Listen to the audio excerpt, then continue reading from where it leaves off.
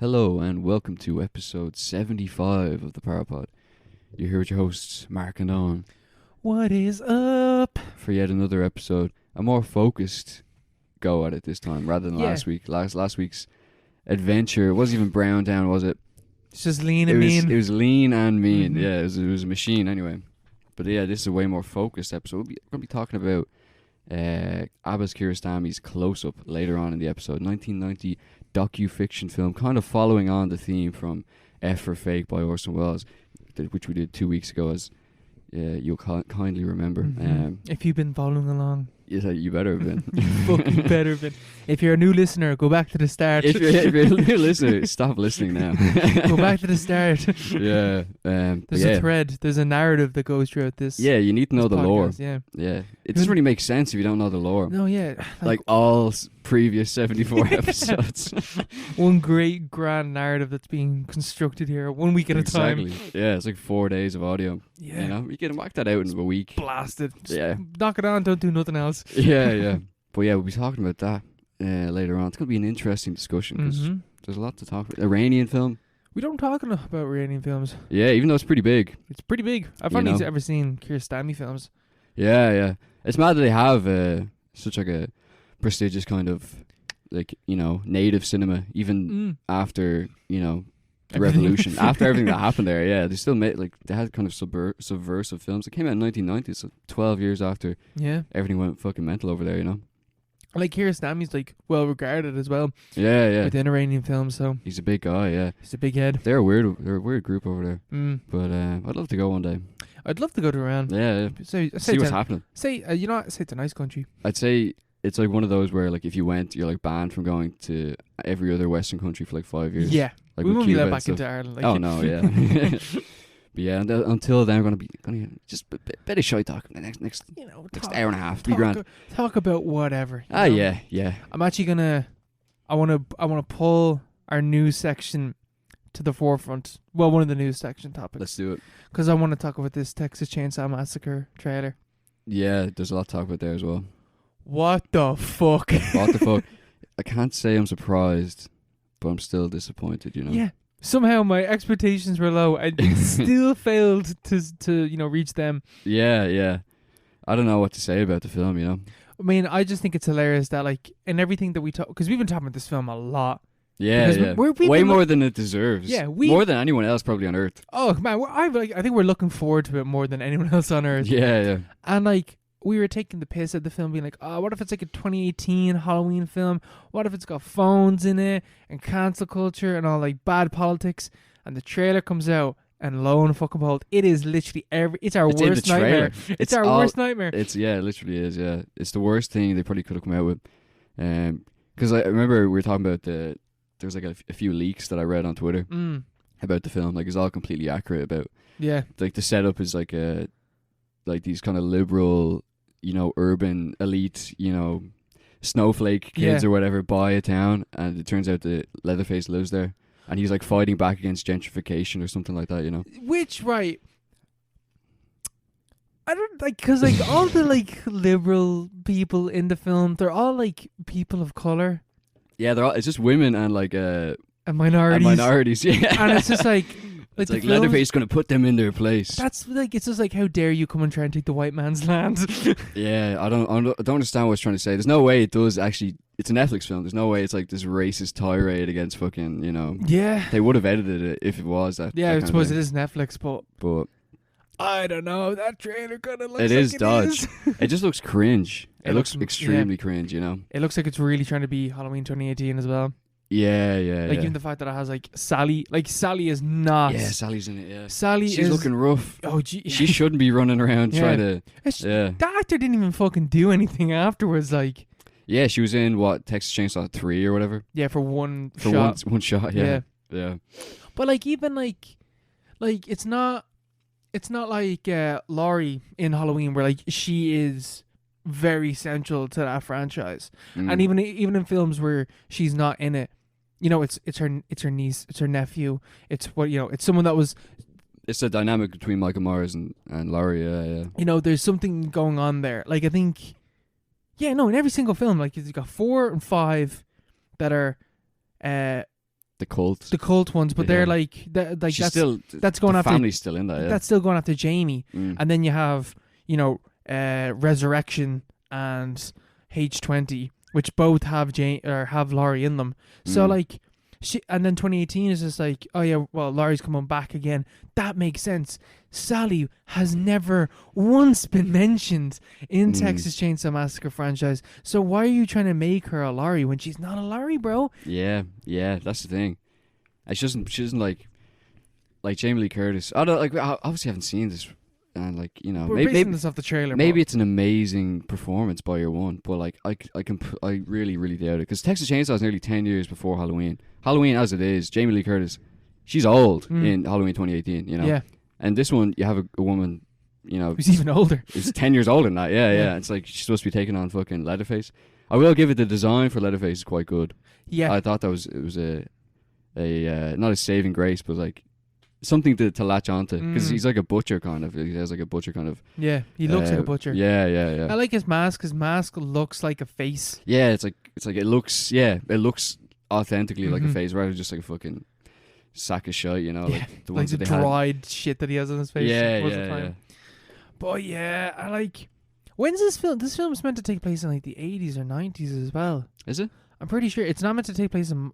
No, wait, sorry, they pull out phones. Yeah. They pull out phones. Yeah, no, never mind. Yeah, because they cancel. They cancel Leatherface. They cancel Leatherface in the last shot. So you're gonna get cancelled, bro, because he's in like a bus or something. He's in a bus with a chainsaw, wearing a person's face, and someone goes, "Try anything, bro," and you'll get cancelled. It's like, they all pull out their phones and start recording. What the fuck? Yeah, it's like that's the level of social commentary you're looking at there. You know, like in the original one, you have like every shot, you know, from like the opening shots to the end with like the kind of Leatherface's dance. Like everything has like, you can interpret it. Yeah. Everything has a meaning, very very clear. Kind of, it's going for something. And then this one is just like that's the original subtext. This is just text. It's like people use their phones these days, you know, cancel culture and all. People are so stupid, they just take out their phones when they see danger, man. Yeah. Yeah. Joe Rogan the movie. That's the level of commentary. Yeah. Oh no, it looks so bad. It looks so bad. Well, we'll reserve. It's out in 2 weeks, 3 weeks. 3 weeks. 3 weeks. Well, that'd be a good episode. You know. So this is the last we're going to talk about until the film actually comes out. Yeah. Unless we have to leave it. Yeah. Unless some fucking major league comes out that's just mind blowing. Yeah. Well, I don't know. Hopefully something comes out of it. You know. But yeah, we'll do a fucking. We'll put an injunction against ourselves. Can't talk about it until it actually comes out. Yeah. There is one shot in the trailer that I did like though. It's like, and it's only for a split second. It's like a shot of like a cornfield or whatever, and then Leatherface just stands up in the cornfield and it just cuts. Yeah, that's like good horror. Yeah. But like, that's one shot. One shot. They got one shot to save the franchise. Or one shot to kill it. Yeah. Will this be a bullet to the head? Yeah, this is the final nail in the coffin. Yeah. Because surely if this film is like, I suppose it is a Netflix film, so it doesn't like box office doesn't even matter. Like, yeah. It'd be hard to judge how it actually does. You know. Yeah. It won't even show up. Poorly. Yeah.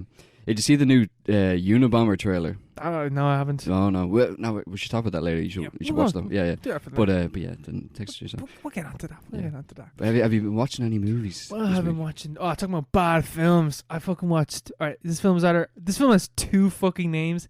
It's either Selfie from Hell, which is what it's called on Letterboxd, or on the website that I watched it on, it's called Selfie Man. What? I don't know. Because like Letterboxd has a feature where it's like, oh, this is what website it's on. So then I looked it up on that website, and it wasn't Selfie from Hell didn't come up, but Selfie Man came up, and I was like, is that the same thing? And it came out the same year, same director. I was like, what the fuck is this? It's part of a Selfie universe. Oh, talk about fucking social commentary. Oh my god, it's. What's the premise? What is the premise? Okay, do you know what red rooms are? The drink? Like on the dark web. Red rooms, no. I don't know if they're real or not. They're like a kind of. This is snuff stuff. Yeah, it's like can't be real. You can watch if you're watching like a live stream and you can pay for like whoever's committing the acts of violence to like do whatever. So it's like, I want you to cut off their hands or whatever, and then you pay like $5,000 and the person will do it, stuff like that. But like this one's like, no, this isn't black rooms, or this isn't red rooms, this is black rooms. This is where they're haunted. They're haunted chat rooms / dark web websites where if you take 7 selfies, Selfie Man, who's like a ghost or demon type thing, will come and get you. But there's also a guy who runs the chat rooms / website, and he will also come and get you to make you take the 7 selfies so that Selfie Man can come and get you. Selfie Man. So it's Bloody Mary, but on the dark web. Yeah, it's kind of like Slender Man / the Bye Bye Man. The Bye Bye Man. He was so shit. Yeah. / what's that? Unfriended. Yeah. Wasn't that pretty good? I have never seen it. Apparently it is. It's not that bad. Or like one of them is. There's one called Unfriended Dark Web, so I'm gonna assume it's more like that. Yeah, so the dark web. But like the dark web. I'm gonna. There's like a canon of horror, an unofficial canon of horror, which is just like boomer horror. Yeah. Whereas it's like the films themselves don't understand the topic that they're talking about. Yeah. So like in like Texas Chainsaw. Like Texas Chainsaw, like the new one. Yeah. Like in this film, you have a scene where like a character sees like just for a glimpse of a second, sees a character typing out a link on their phone, and somehow this person just memorizes the link and then perfectly replicates it and tries to put it into the Google search bar. And it's not Google, it's actually called iSearch.com. Searches up onto iSearch.com the URL, and nothing comes up, and she's like, what is this then? And then she says it to her friend. He's like, it might be like a dark web like link. Yeah. And she's like, dark web, what's that? And so she Googles how to access the dark web. And it just tells her, it's like, oh, this is how you do it. It's like, that's not how it works. Yeah. That is not how it works. And then there's like a scene where like this film is really, really bad. Really, really bad. There's like a girl comes, so it's like the main character and her cousin comes to visit her, and the cousin is currently being haunted / possessed by Selfie Man, and she goes into a coma on the first night that she's there, and the main character gets a video sent to her from her cousin's phone, like of someone walking around the bed where her cousin's in the coma, and her response to it is, oh, it must be like Sarah sending the video. I was like, it is physically impossible for your cousin to have sent that video. The one in the coma. The one in the coma. She sent the video. And like, if this is someone like the character's in the bed and someone's walking around the bed filming her, and she's like, oh, it must have been Sarah that sent it to me. It's like, how the fuck could it have been Sarah? What's wrong with you? Oh, it's a real bad movie. Yeah, I was looking it up because it's a weird name. Mm-hmm. I just like it. Just the reviews were fucking terrible. I was like, I'm not gonna watch that. No. It's only 70 minutes long though.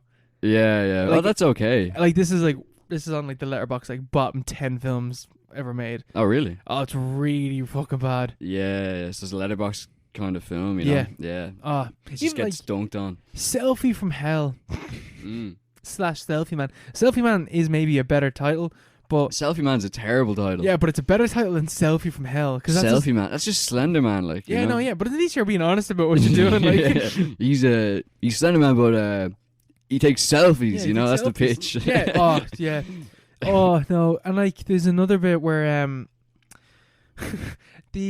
for some reason, this girl who can't she doesn't know what the dark web is at all.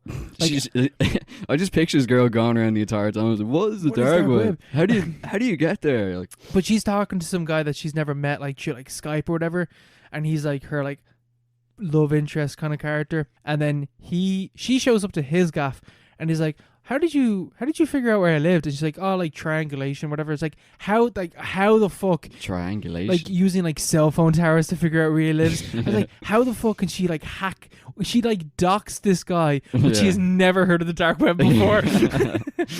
What the fuck? Oh, it's a real bad movie. Really bad movie. And like towards the end, I was like, I have absolutely no idea what is going on.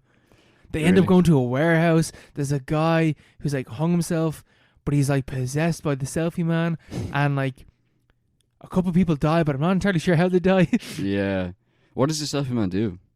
He just kills you. He drags you to hell, kind of. What does he look like? You know that film, Grave Encounters? No. He's like tall and like really white, but he has like a really open jaw. Okay, yeah. Like with like a black hole. Like a creepypasta, like. Yeah, he looks like a creepypasta. Like a really bad creepypasta. This film is basically a really bad creepypasta. Creepypastas, yeah. They're making... This is what, 2020? 20... Yeah? Was it? I don't know. Maybe recent, anyway. 2018, anyway. They're making a break. At the earliest, it's 2018. Complete nonsense film that is just like boomer logic to the max. It's so funny. Selfie man. How did these things get greenlit, you know? Because it's like an independent. Like, this is a very low budget film. Okay. But like... Look, I feel kind of bad then. But it's also just like, why would you bother? Yeah. Surely you have better things. Do you not have a life you could spend this money on? Surely you could have came up with a better idea than this. Yeah. It has to be like a money laundering thing. Yeah. There's definitely something to that, you know. Like, how much of these films are actually just fucking scams, you know, schemes? I'd imagine a lot of them are. A huge amount of them, you know. I'm pretty sure that The Room is basically like a money laundering scheme. Yeah, that's pretty much confirmed, isn't it? Yeah. Like, that's how...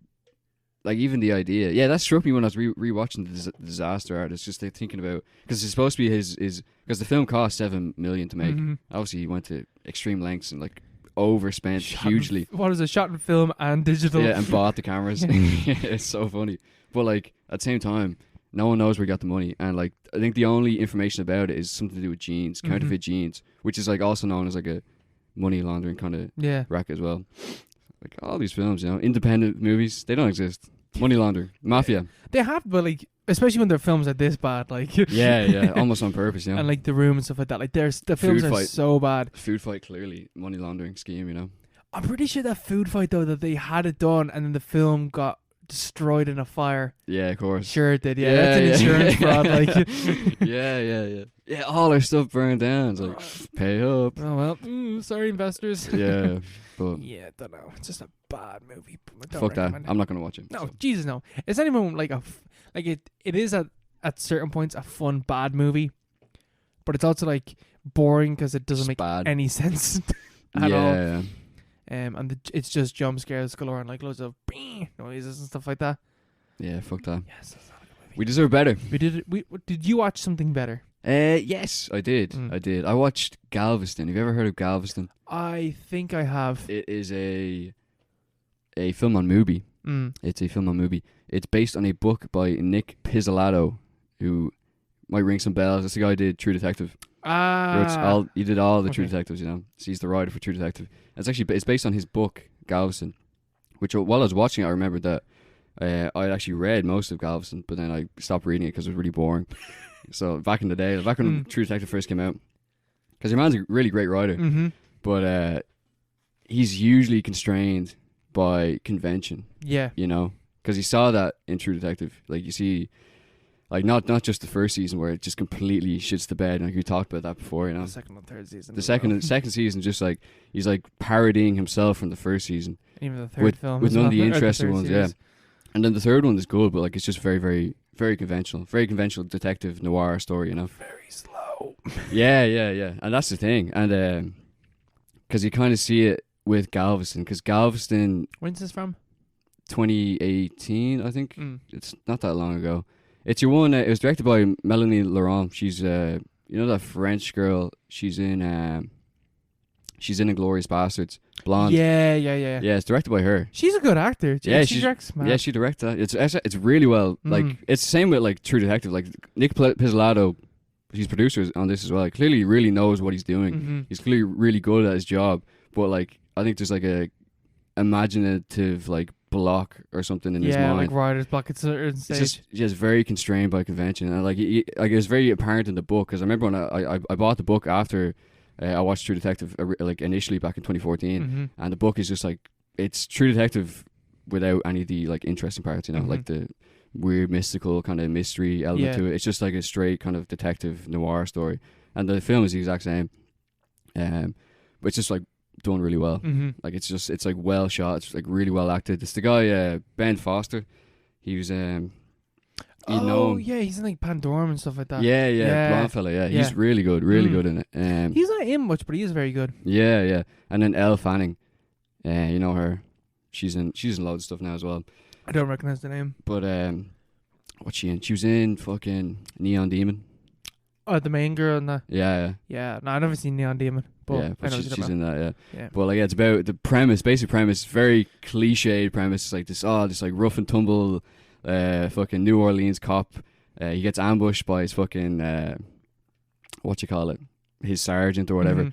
He's sent into like a bad job. He's set up, and he's like, there's a big shootout, and he has to flee the county.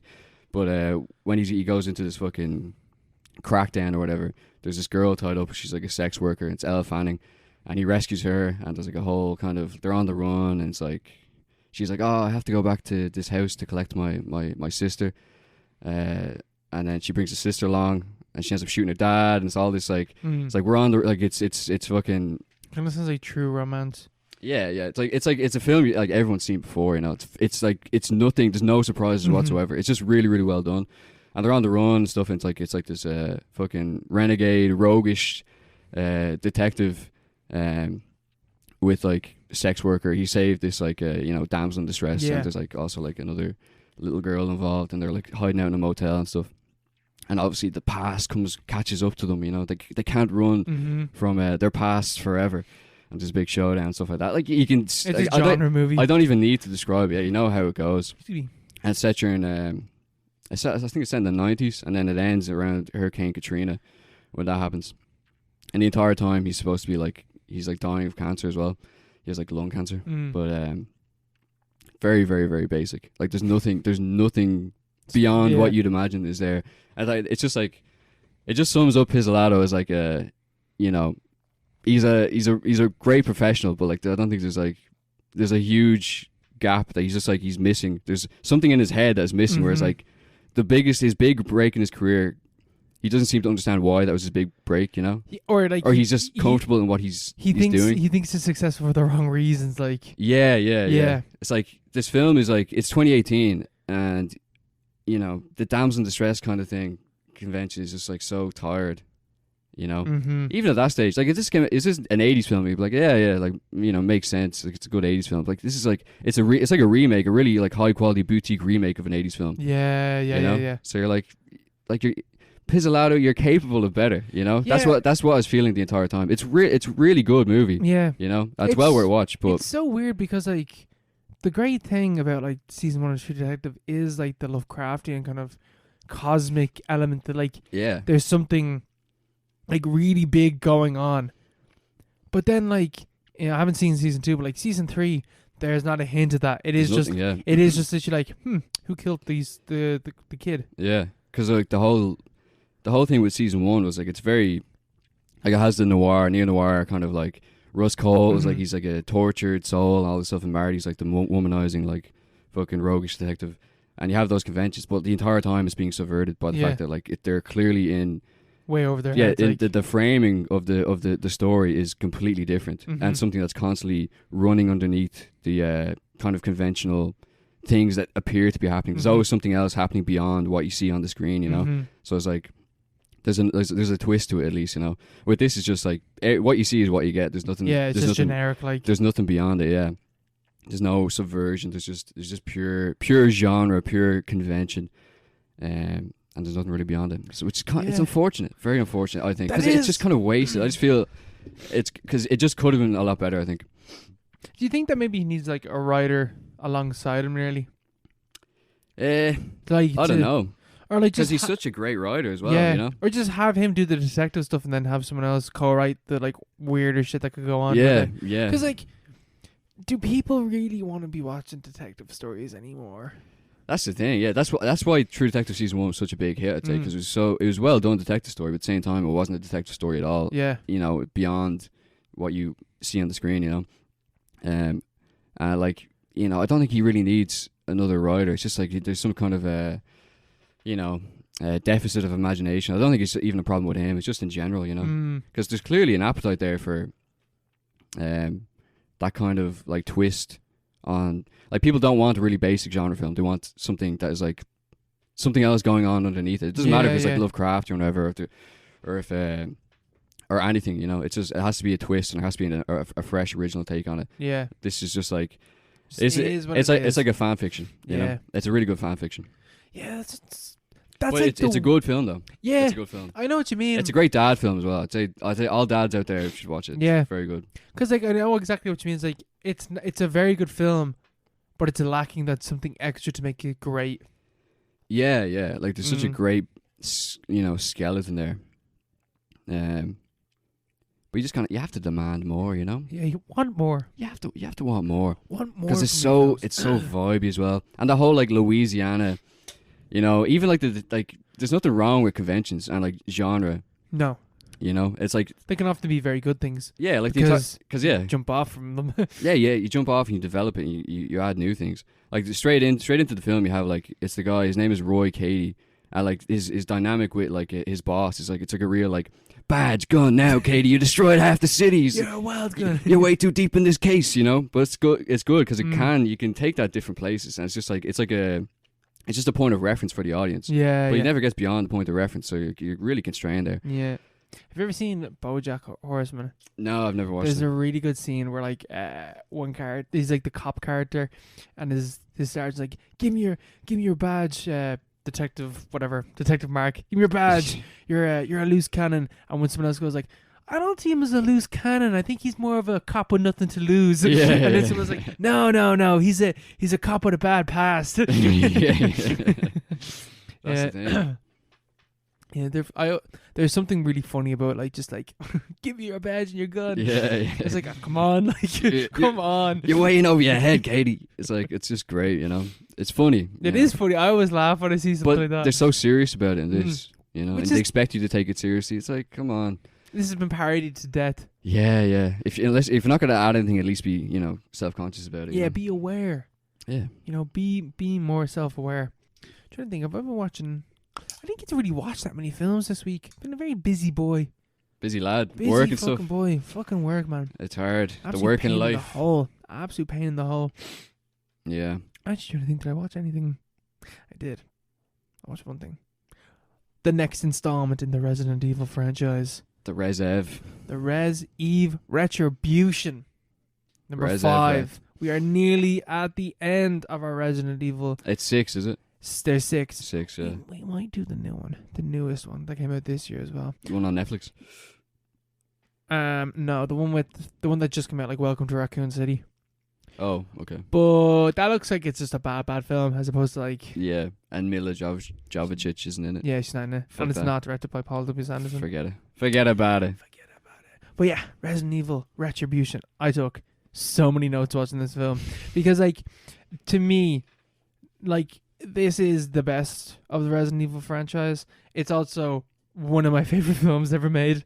Yeah. Because I think what I love about this film is like this film decides to escape reality and realism, which is which when we're talking about close up is in complete contrast to that. Like this film, that's why it was chosen for this episode. Yeah. We coordinated this. Yeah, no, I definitely made that decision purposely. It's a film that is just completely lacking in any realm of realism.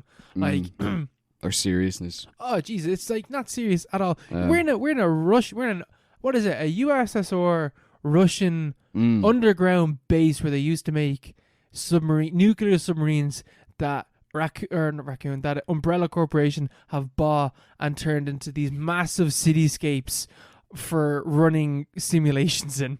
Yeah. Like, and they have but like never go why, It's like doesn't matter because I love them because they're just like what did they built a fake Moscow and they tested the T virus out there and then they sold it to the Americans, and then they made a fake New York, tested the T virus there, then they sold it to the Russians. They made a fake Tokyo, they sold it to the Chinese. Made a fake Beijing, they sold it to the Japanese. Would you say there's a commentary there? Even the way they've bought up, like they basically, it's basically privatization. Is it the fall of the USSR allowed them to buy up this old naval base and then basically create a laboratory for the world's worst minds to create bioweapons, you know, to sell to everyone, to sell death to it, like because they're like, you know, they're not constrained to any form of like, you know, national identity or anything like that. They're just a corporation, a cold-hearted corporation, multinational. They're all over the world. Like they had a fucking, wasn't the previous film they're in like Tokyo to destroy that center,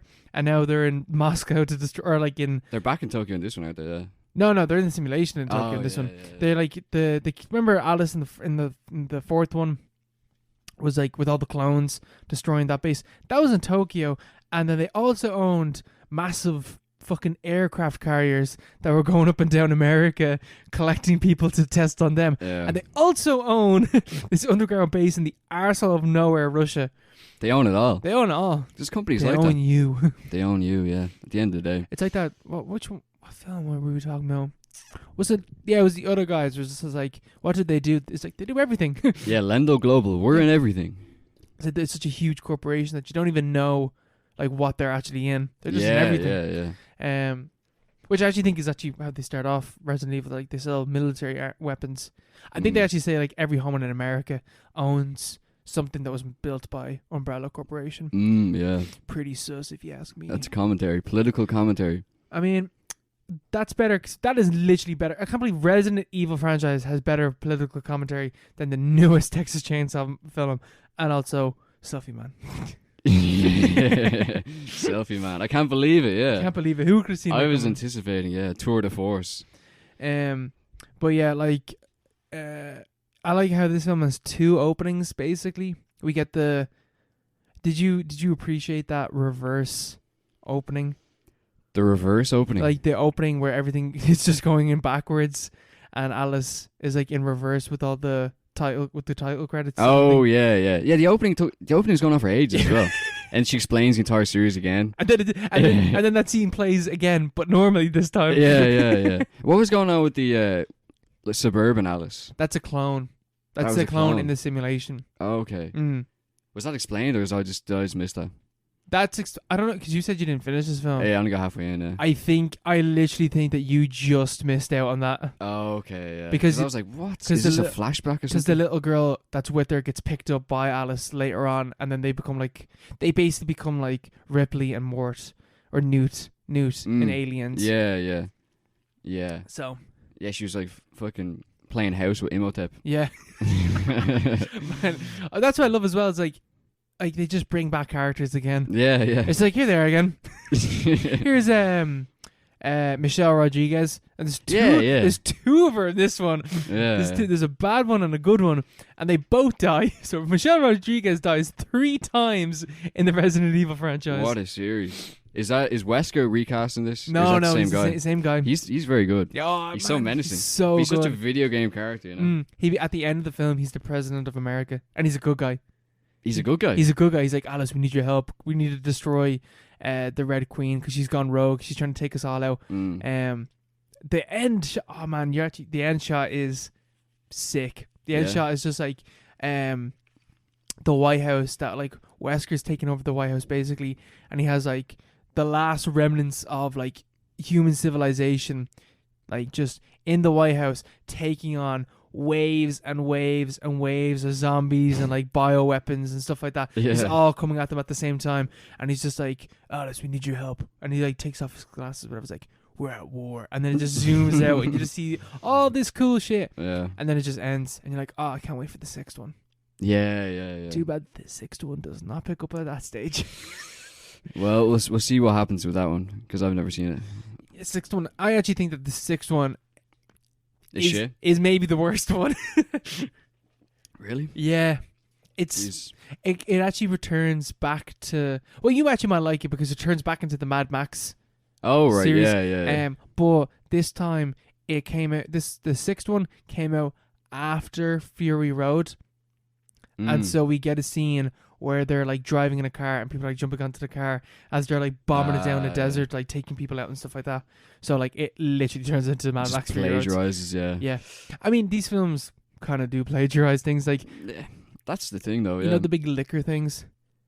The liquor things. Yeah, the big like monsters that were in the second one. Yeah. They captured the girl in this, and then Alice has to go off and save her, which is just literally the end of Aliens. yeah. It is just the end of Aliens just done again. That's just, scavenging the best bits. Yeah, why come up with good ideas when you can just take already good ideas? Yeah. Why waste a good idea as well, Especially when they made that facility. Like, I absolutely love the facility. The facility, the underground thing. I just think it's such a great idea. It is a good idea, yeah. The simulation, it's done well. It is, and it's so stupid. Yeah. But it's deep commentary there if you look into it, Yeah, if you look into it, it's about neoliberalism at the end of the day, privatization. Like corporations that could do whatever they want. Yeah, and they can destroy the world and they can just keep on going afterwards. Exactly. Yeah. The whole series, but no, it's a great setup. It's one of those things, like one of those sci-fi, like you wouldn't get away with that, like any kind of, any other kind of genre or any other film, but just cool because they just do it well. They pull it off well. Cheese City. Even like what I love about the film is that like it's such a simple plot. It's just like we just gotta escape the facility and that's it. And that's that's literally all that the plot is.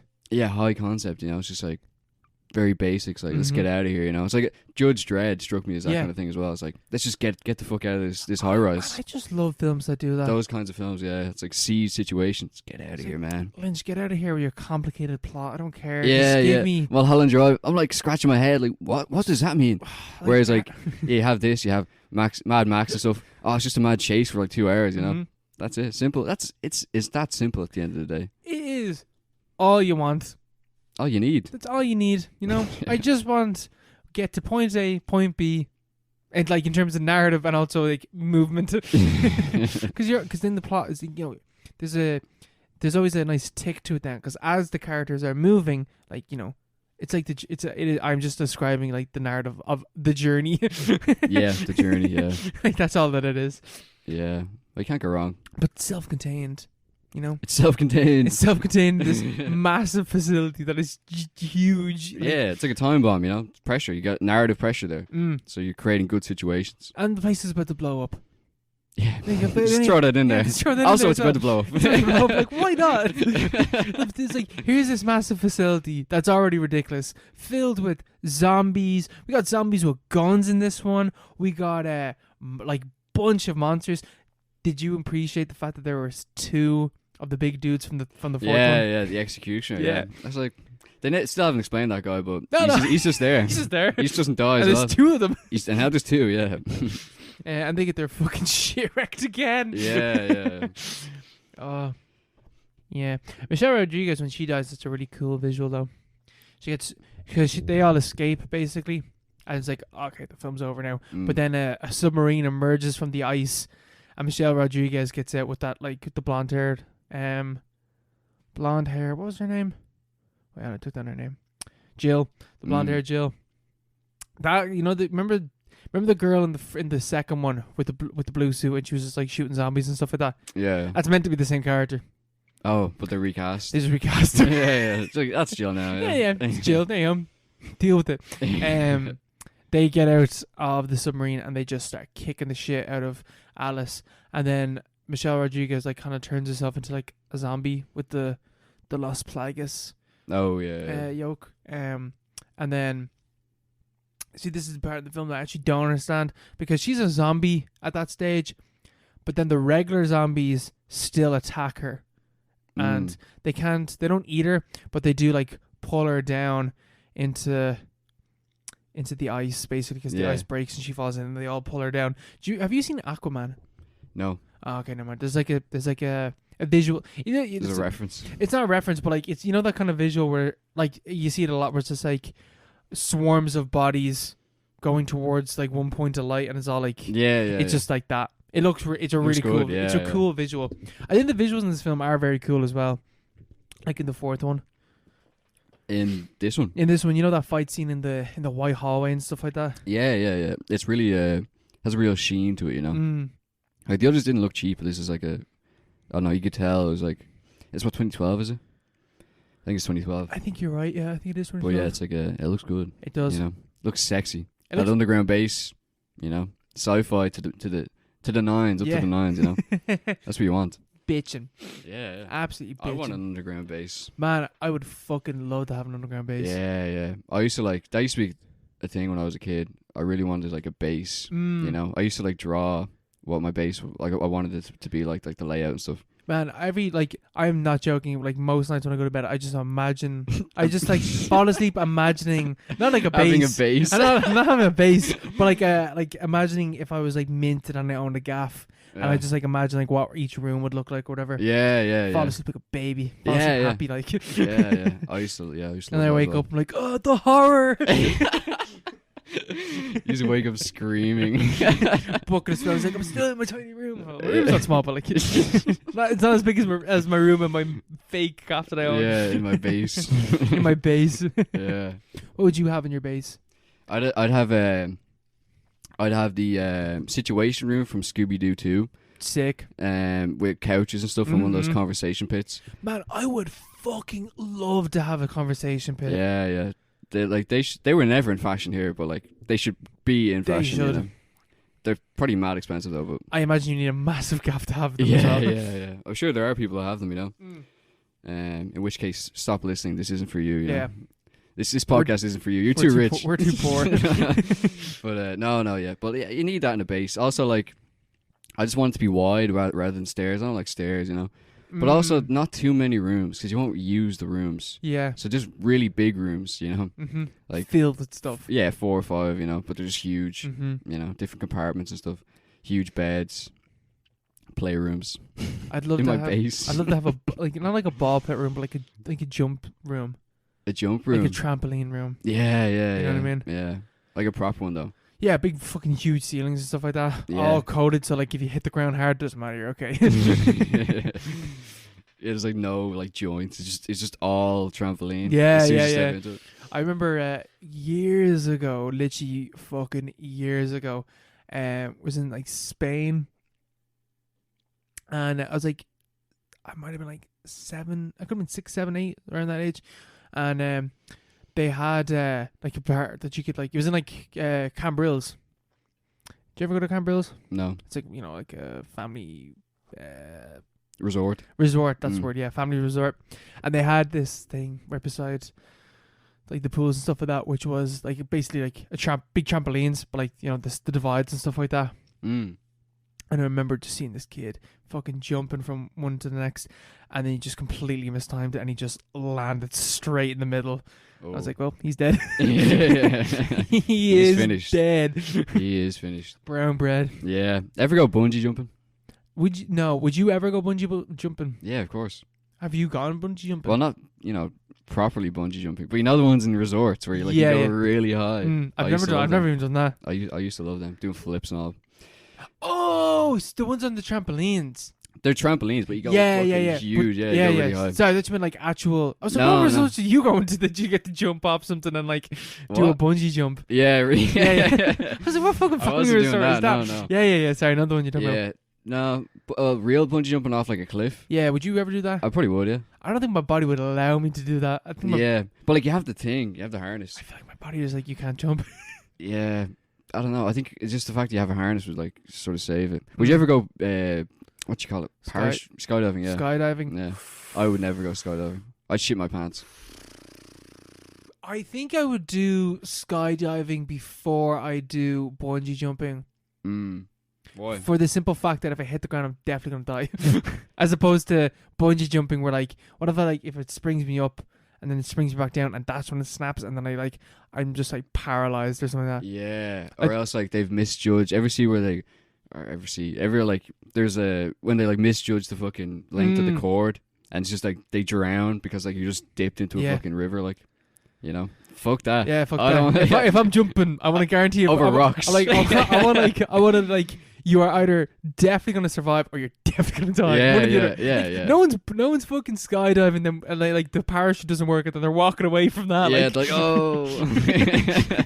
like that doesn't happen. Yeah. Do you ever see that fucking GoPro footage of the two skydiving? There's like one group in the skydive going off to skydive, and then they're all about to jump out, and they just collide with another plane. Yeah. It's fucking That's mad. insane. No yeah. one died from that. Yeah, yeah. I remember when that Which happened. is Yeah. even the most insane part about it. Like, that is an amazing story to have. Like, you could go any pub in the world and people would be like Fuck off. gobsmacked, you know? It's like, oh yeah, here's the footage of it, and you just pull up a YouTube. You'd have free of it. drinks for life. Yeah, it's like, this actually happened. Like, there was a plane crash and I survived. I Mm. also jumped out of the plane and like Yeah. I was completely fine. That's mental. Mental. Because they're hanging on to the plane as well for a bit, weren't they? Yeah, so man, I remember there's one bit where like someone literally jumps out of one plane and bounces off the wing of the other plane as that has crashed into them, and then they just skydives.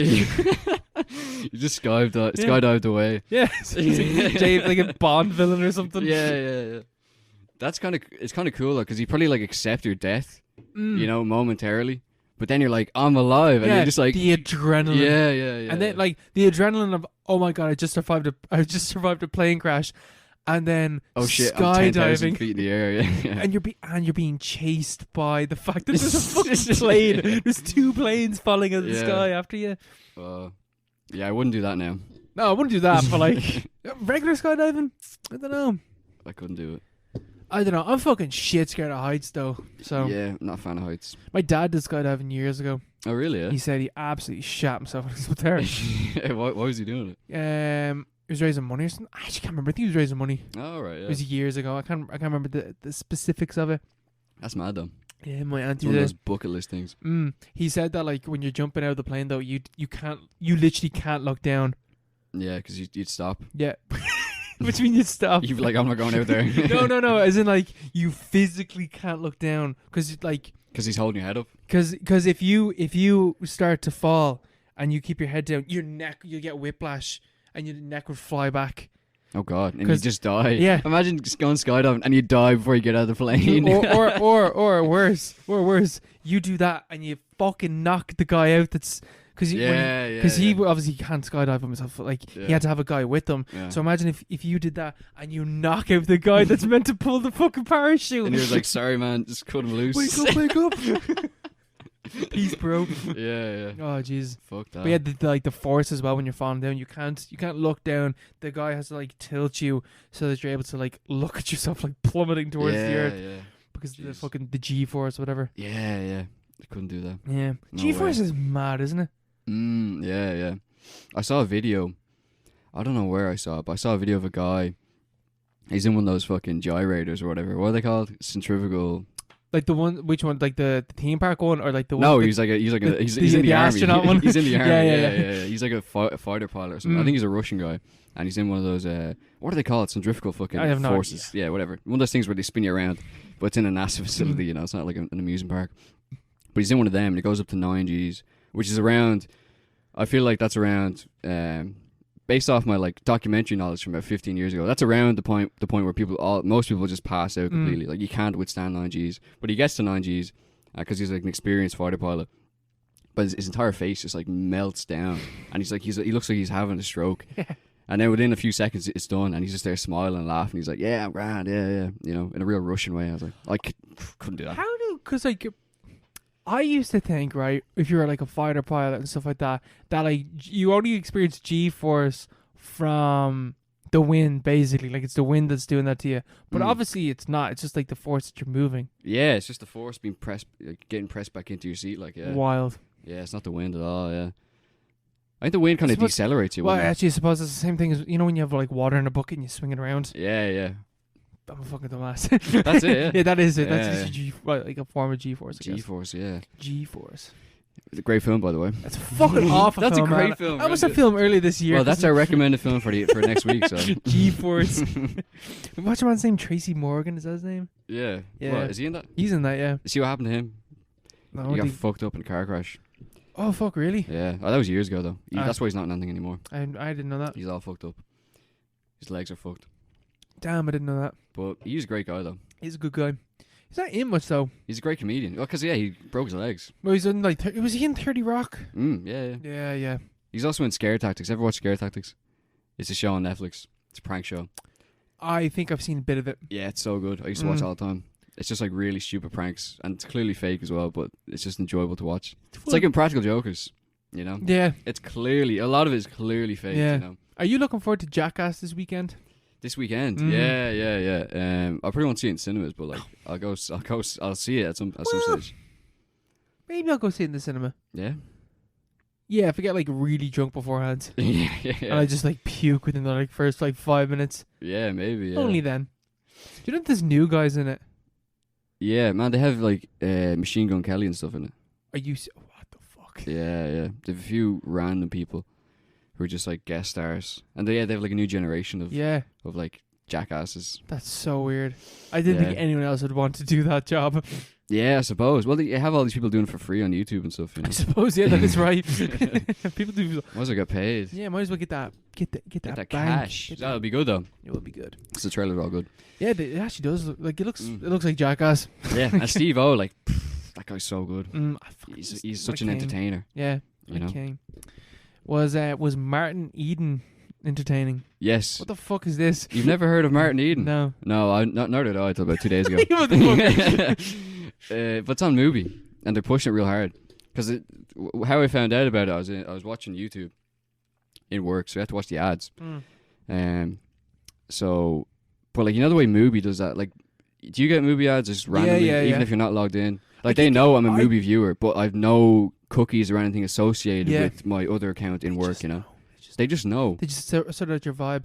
Yeah, you're like, this guy's definitely, he's subscribed to us, you know? He's a movie watcher, you know? I keep getting that ad about some cow film. Have you First Cow? No, it's another cow film. It's like a documentary. It's about like too many cow films. It's about a farm or something. I don't know. I just every time I see him, like, I don't want to watch the fucking movie. Shut the fuck up.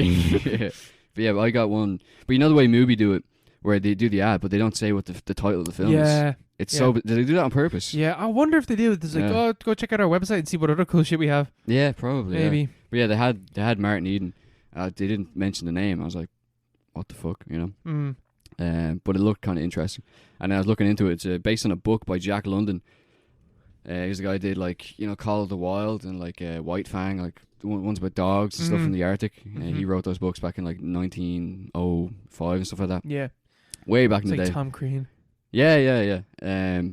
It's a book by Jack London, which he wrote in 1909. It's called Martin Eden, obviously, and it's about an English guy, who's he's a true proletarian, kind of like working class stiff. He's illiterate and stuff like that. And he's basically fucked in life, and he's really uncultured.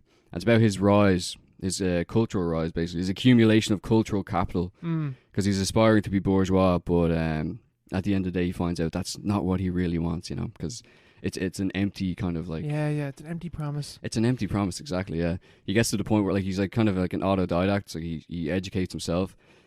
And it gets to a point where like he's so educated that he looks down on the bourgeois, and he's like, he feels, because the reason he felt lonely, because he's like you know, he's a working stiff, and he's got nothing. He's like he's getting fucked over left, right, and center. But by the end of the film, he's lonely in a completely different kind of way. He has everything, but he has no one. Exactly, yeah. So it's kind of cliched, but it's like 1909, so you have to cut him some slack. Yeah. And this is an adaptation of that book, but it's all in Italian. It's based in Napoli, you know, in Italy. Napoli. And it's the main guy, Martin Eden. They don't change his name, like Martino Eden or whatever. Yeah, you know? yeah. But, it's just Martin. Yeah, he's just like Martin Eden. And it's played by this guy, Luca Marinelli. It's an amazing performance. Like really good acting, yeah. Like it's very, very good. It kind of reminds me of There Will Be Blood. Kind of, or like Citizen Kane, you know, Comrade Kane, you know. Yeah. It's kind of about class more so than like power specifically. Yeah. Because it's just following this guy's life, and you know, there's the same kind of shape to the story. It's like he rises from nothing, and then he realizes even at the end when he has it all, he still has nothing, you know.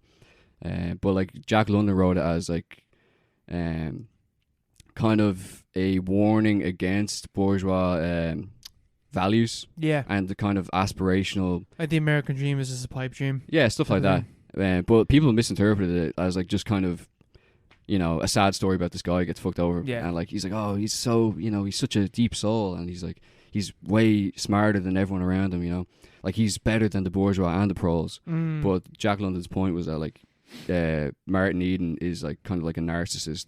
And he's like an individualist, and his downfall is the fact that he only thinks of himself. And that he can't actually relate to. He kind of loses class consciousness. Kind of, he loses sight of the people around him, and just isolates himself in the pursuit of things that he knows he doesn't want, but like he's been told to want. You know, like beyond just material kind of satisfaction. You know. Yeah. So it does that really well, and the movie's like really like amazingly shot, like really colorful. As like these weird kind of like I think it's directed by Pietro Marcello, I think that's his name. Just to give him a shout out, because it's really well directed. It's really nice film. Where's the film from? Italy. No, as in when? 2019. Oh, sick. But it only came out here I think last year I think. Cool. But yeah, it's really well shot. It's really pretty, you know. It's got like really nice color palette and stuff. Everyone's got mad blue eyes, but they're like too blue, but like in like a kind of like fantastical way. Isn't that kind of like the Fellini kind of way of doing it? Yeah, kind of. Yeah, man, Pedro it's like Almodovar. Yeah, it's like dreamy. Yeah, really dreamy. Yeah, and you have loads of shots where like they're staring at you. They're staring at the camera because it's all obviously shot from his point of view. But like that's kind of used as like a, you know, the themes of individualism, because he's constantly involved in socialist organization. Yeah, and he wants to be a writer and stuff. And he's like, like, you know, the power to the people and all this stuff. But at the same time, he's like, he sort of catches on to these like Nietzschean ideas of like, you know, the Ubermensch or whatever, or like how like socialists fall victim to like slave morality. He has a scene where he stands up at like a socialist rally with all the other proles, and he's talking about how like he's like, you're all slaves, like all I see is slaves around me, like we have to, you know, become the master or whatever, like become the master of your own destinies.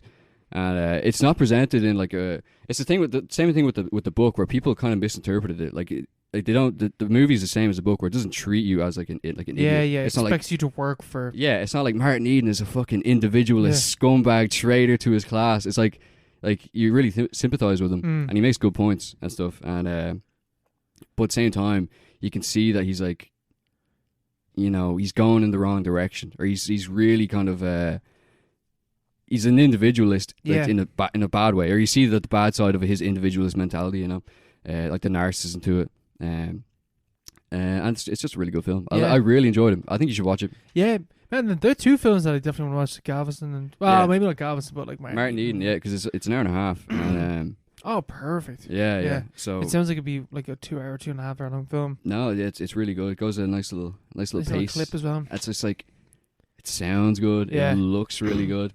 You know, I watched it on the big TV as well. Didn't watch it on the treat yourself. Treated myself, and it was well worth it. It's a very, very good film. Yeah, I definitely have to give that a go. That sounds good. It's so funny that people like misinterpret like really blatant like critiques of something or whatever. Yeah. Because even the guy who did like There Will Be Blood is based on a book as well, by a guy called Upton Sinclair. And Upton Sinclair was I think he ran for governor of California in the 30s or something like that. He was like a socialist as well, so it's a similar kind of thing.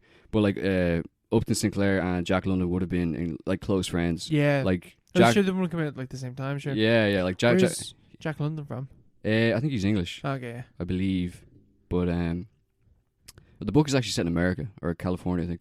But they would have been in correspondence. And Jack London, like the source of the kind of his derision of the popular interpretation of the book is he sent a copy of Martin Eden to Upton Sinclair, and he was like, "Oh, this is supposed to be a critique of individualism and like class traders, but I seem to have done a really bad job because no one's caught on, you know."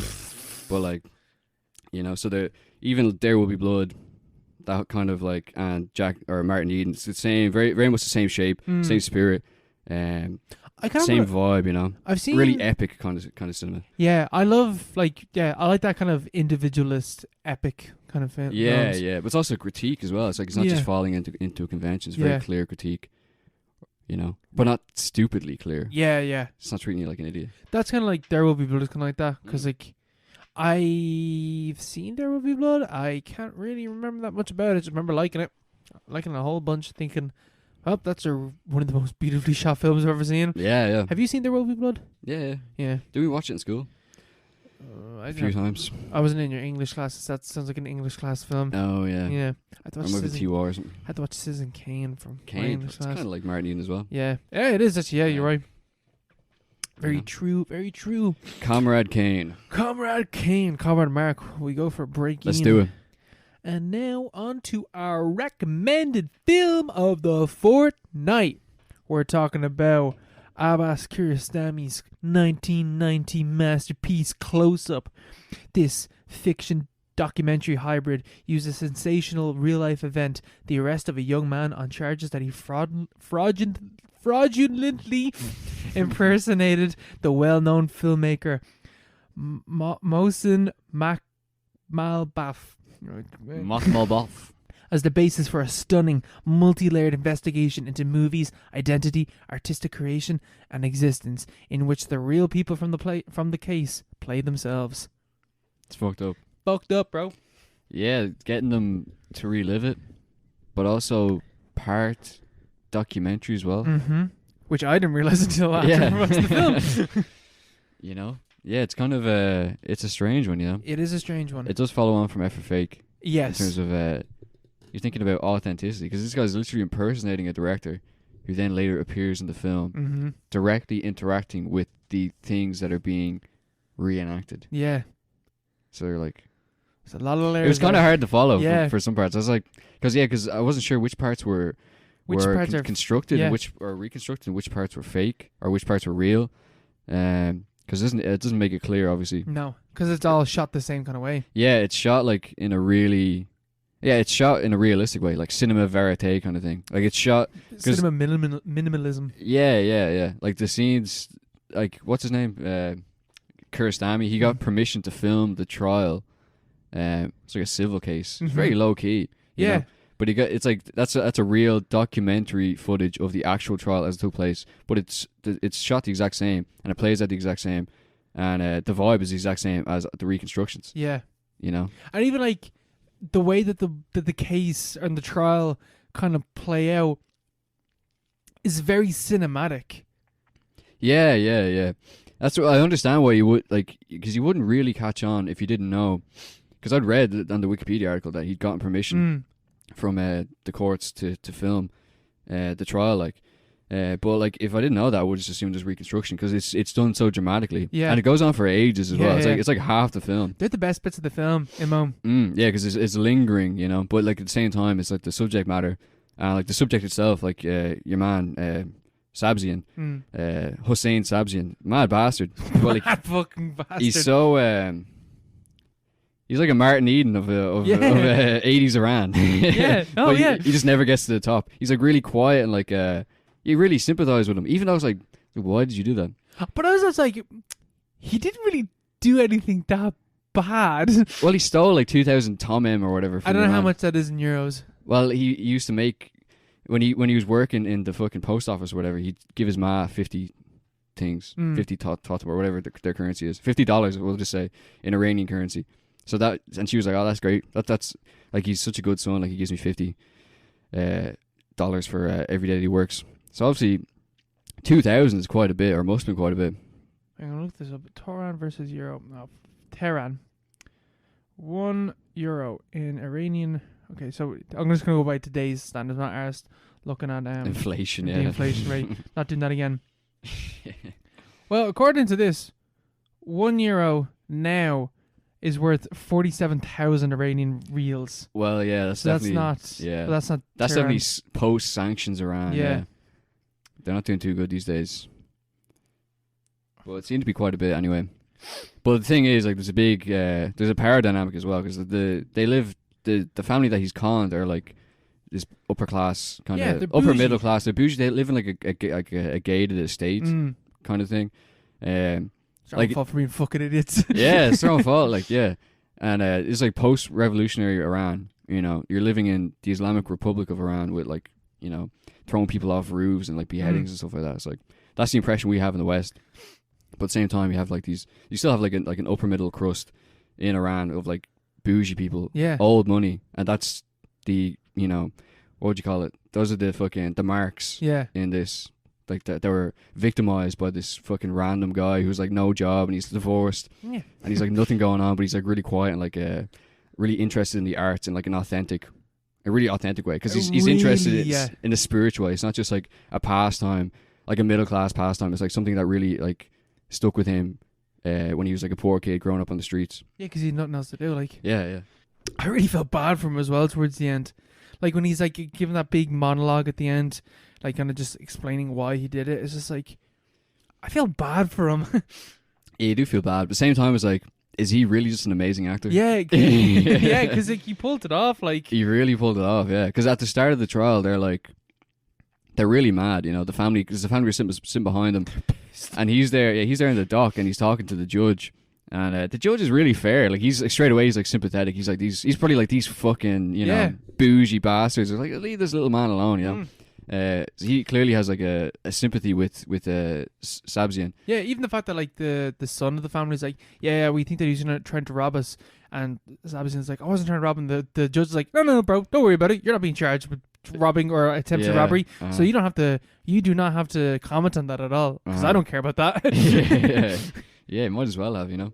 But yeah, like the son is really like leading the charge against them. But then over the course of like, it goes on for like, it's like peppered through the film, but there's it's like half an hour, 40 minutes where it's just the trial. Yeah, it's definitely like 30 minutes of the film. Yeah, it's mad cinematic and like really like structured well narratively. Like a lot of it is editing, but it's just like the trial itself must have been very cinematic, because he manages to win everyone over in the course of about 40 minutes. Yeah, you know, just with like his story and like even like what he says is so like well thought out and considered and authentic. You know, like he's not just trying to weasel his way out of these charges. He's just like laying out his side of the story and like, his life. Even the fact that he is like, I am guilty of doing that. Yeah. He's like, he did do that, and this is why, and just like, leave him be, like, leave you know, be, because it is such a crazy story where it's just like, he's just on this bus and this woman just is like, oh, where did you get that book? And he's like, I wrote it. and just from there, he's just able to get into this family's gaff. Like, yeah, we've all done that, you know. Yeah, we've all lied. I've done that many times in Workman's. It's like they're reading the Ulysses and it's like, oh, where'd you get that book? Like, I wrote it. Reading your own book. Yeah, like just like, randomly like on the bus. Who the fuck does that? Yeah. That should set off the alarm bells. Like these people are idiots. Yeah, these people are fucking idiots. Like, why would this famous director just be on the bus reading his own book? Like, what absolute narcissist do you think this guy is? Yeah.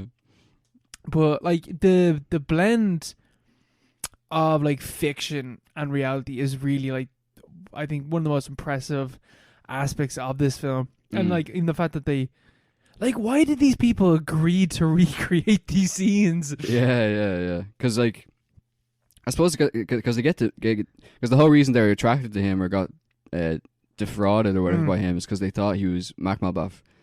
But then through the course of making the film, they not only meet Kiarostami, but they then meet Makhmalbaf at the end of the film. As he's there, he kind of comes in. It's kind of like a Herzogian kind of thing where the you know, it's like the Wells one as well, like where the director and the production is entirely involved in the story as well. Yeah. It's not like a documentary sitting back. Like, they're fully involved in what's going on in front of the camera as well as behind it.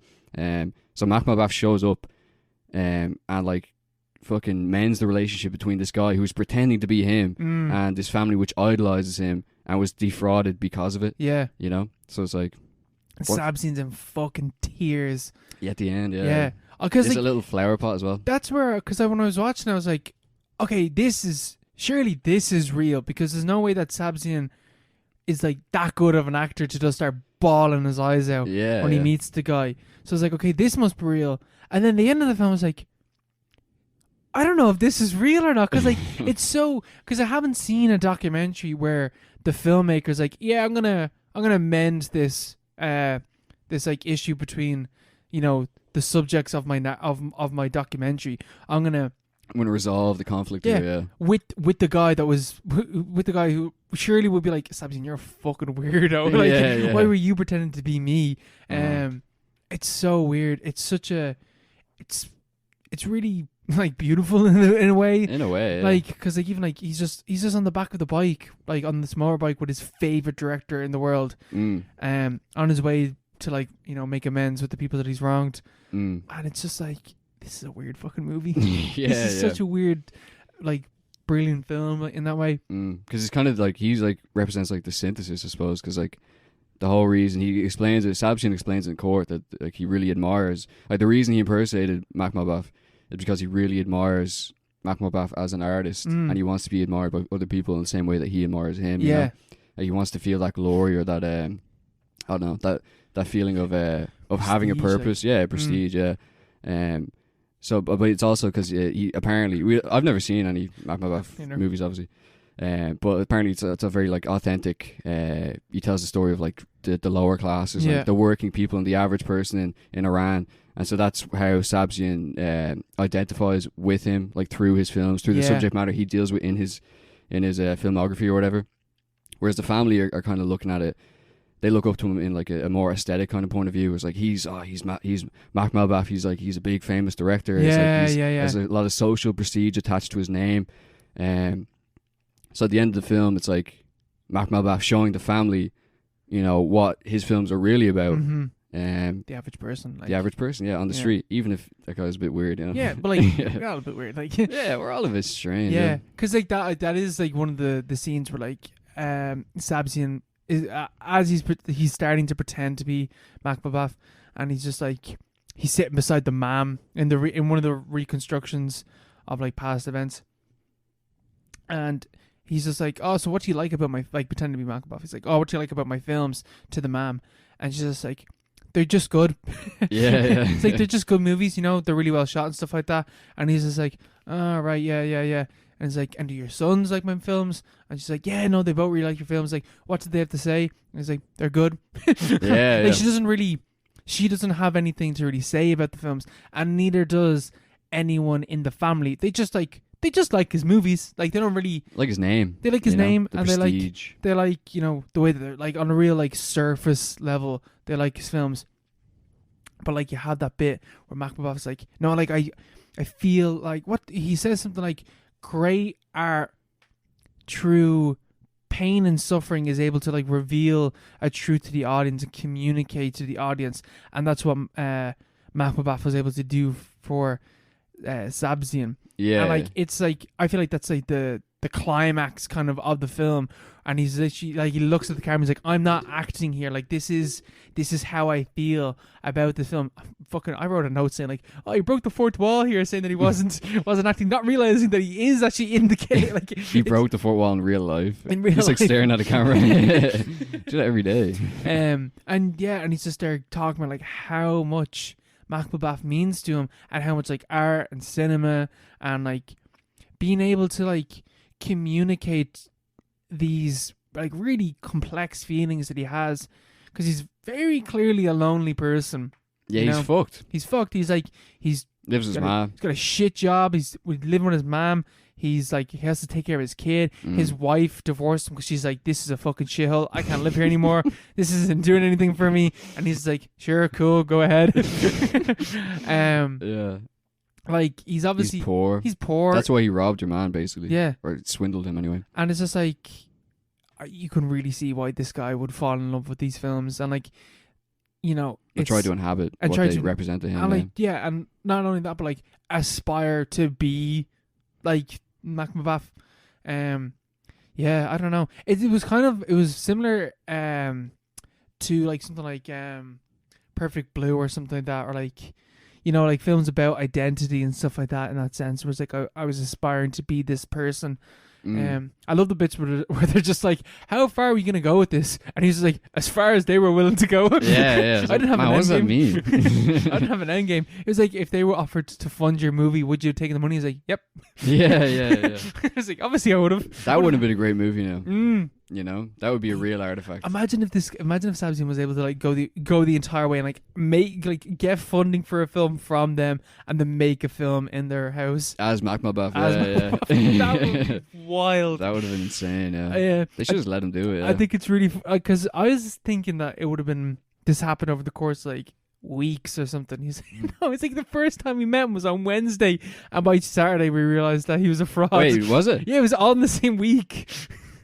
They're so yeah, they're talking about it as if this all happened over months, you know. Oh yeah, he just gave this guy $2,000 fucking dollars or whatever, you know. The first few days of meeting, I was like, you're a fucking idiot. Why would you do that? Yeah. That sort of makes more sense. Where like the judge is like so lax. Yeah, he's like, this thing. He's like, these people are idiots. Yeah, because he does say like, when did you first meet him? Yeah. And like your man keeps like talking around. He's like, no, when did you first meet him? And it's like Wednesday. And it's like, and when did you figure out that he was a fraud or whatever? And he's like, on the Saturday. Yeah. On the Saturday he got arrested. Like. Yeah. They arrested him. Like. And then he's in jail for like a couple of weeks, I think. Yeah, because even the way he tells it, or Wade Sabson relays it, he's like, I had a feeling on the day after he stayed over. He's like, I had a feeling they're catching on because like they had what was it Macmabuff on they had like a photo of him in a magazine and they showed it to him and he had a feeling that was like to see his reaction because he didn't look like Macmabuff. And apparently he dyed his hair because his hair used to be salt and pepper grey, and Macmabuff had like black hair, but like this all happened over 3 days. Yeah. And they're like, this guy's legit. I don't know. I feel like that's the family stupid. are fucking they're idiots. stupid. Like, yeah. Like they're worse off than the family like Parasite. Like yeah, they're idiots. Yeah, they deserved what they got. Yeah, they deserve to get swindled. Yeah. If it's that fucking easy to swindle you, like they're the villains in this story. But yeah, I like the way that the like true Sabzian like talking about like how much art means to him. He kind of like touches everyone's humanity in that sense. Like there's something extremely human in that scene where he's just like talking about how he feels about art and like communication or true art and stuff like that, and like, you know, deep emotions or whatever. That like he's able to connect to everyone in the room at that moment, and and not only to everyone in the room in the case, but to you watching the film about this case. Like he's able to do that. Like I don't know. There's something. Your man Sabzian is clearly very, very intelligent. Yeah, he's clearly a king. Yeah. I wonder where he is now. He died. Did he? Yeah, he died of a heart attack. When? In the 2000s. Oh fuck! A heart attack. Yeah. He seems so chill though. Yeah. Like you would have been shitting your pants. Yeah, you know? he seems like he's like, yeah, I'll just take whatever happens. Because he is like, I'm guilty. I'll accept any punishment that the court deems for me. Like, yeah, and that's in Iran. You're like, yeah, bro, you're gonna cut off your hands or something. Like, God knows what they're gonna do. But apparently they're very lenient. Yeah, for certain cases. Yeah, it's like, yeah, you're fine. Yeah, because he didn't get anything. Yeah, he got off with it, didn't he? Yeah. Did he even have to repay the money? No, nothing. Oh. Absolute madness. Like, yeah, maybe they're not so bad. Yeah, I literally wrote, he breaks the fourth wall. I'm not acting here. I'm speaking from the heart. That's what I know. But yeah, I like the bit as well where he's just like talking about where they say to him like, you know, if you're able to pull this off, surely you'd be a really good actor. He's like, yeah, no, I'd like to be an actor as well, but I also feel like a director is acting as well. Like you are playing a role. And it's like, dude, why are you trying out these philosophical bombs during this fucking... Yeah, why are you flexing on us with your film philosophy here in the middle of a courtroom? You're on trial, man. Yeah, take it a little more serious. Yeah, I don't know. Just the way you talk about art and stuff like that is just very captivating. He's an interesting guy, you know. But they're everywhere, people like him, you know. Yeah. Well, not the average exactly Joe. Like him. The average Joe just living their life. Yeah. But yeah, Kiarostami's a bit of a king. Bit of a king. Yeah, he's in this as well, yeah. Yeah. Plays himself. Because like even in like, because I've seen 2 Kiarostami films now. I've seen Taste of Cherry and My Friend's House, I think it was called. I can't remember. I think it's called My Friend's House. But in a similar thing, I don't think he ever uses music in his films. I think there's music at the end of the film. Yeah, that's why I knew it was the end. I was like, this is the end of the film because there's music playing. Yeah, because there was no music up until that point. And it was like, I didn't even notice them. I didn't notice it. It was like, actually, man, I was watching this on YouTube. Were you watching this on YouTube? No, I watched it on one of dodgy sites. Pure, just there was no audio for like when he was on the bike with. Oh yeah, I had that as well, and it's like cutting in now. There's no subtitles. Yeah, there was no sound. Yeah, what was it? Man, if that's not on purpose. Is that the film? I don't know. There's no way that's on purpose. Yeah, because they're like, saying something. Yeah, because they were talking. It was just cut out. It was like, okay, cool. I don't know what's going on here. Yeah. So he's like, probably like, yeah, I'm gonna sue you. Yeah. It's like, you're fucking dumb. You're fucking bro. finished after the last day of shooting. It's like you imagine you like back above like turns and he's like cut the camera and they just keep trying to like you're fucked, bro. Yeah. But like he never uses music. He uses a lot of like because like even because of watching like his other films. That's why I thought that everything in the film was just a recreation because it feels like every other of his films. Like pure continuity between every. Yeah, just pure. It's also out of minimalism. sync as well, isn't it? What do you mean? Like the way, because it doesn't get to him becoming Mac Mabaf No. until about like a while in, like halfway into it, yeah. Because like it starts off with him getting arrested, like yeah. But then he gets arrested again, doesn't he? At the end, yeah. Then we see him him getting arrested by the police, and then later on we see him getting arrested like inside the house. Yeah. Why is he getting arrested in the house? You know. I didn't understand that really. Oh, that's where they got him. That's where they're going at the start of the film. Yeah. They were going to pick him up inside the rich family's house. Oh, so that's just like a broken up. Yeah, it's just like narrative, like, oh, now we're going to see it from the inside of the house. Yeah. Like knowing, more of the... Because at the start, it's just like this reporter being like, I've heard this mad story about this fella pretending to be this director. And then, like, at the end of it, when we have learned who, like, Zabzian is, it's kind of sad then when he's getting arrested, like, Yeah, you feel bad. Yeah, you're just like, I kind of understand why you're doing this He's now. so resigned to it as well. He's just like, yeah, all right, let's go. He's just pure accepting his fate. Yeah. He is just pure going with the flow because he just saw this opportunity where he could be like, yeah, I'm Mac Mabaf, and he just went with it. Yeah. Yeah, I might try that myself. Just be like, yeah, I am. I'm Mac Mabaf. Everyone's like, well, who the fuck is that? What the fuck is that? I seem like, yeah, I'm Barry Keoghan or something like that. But like, I'm very Keoghan. So he show you a photo. He's like, yeah, that's me. You just start squinting. Yeah.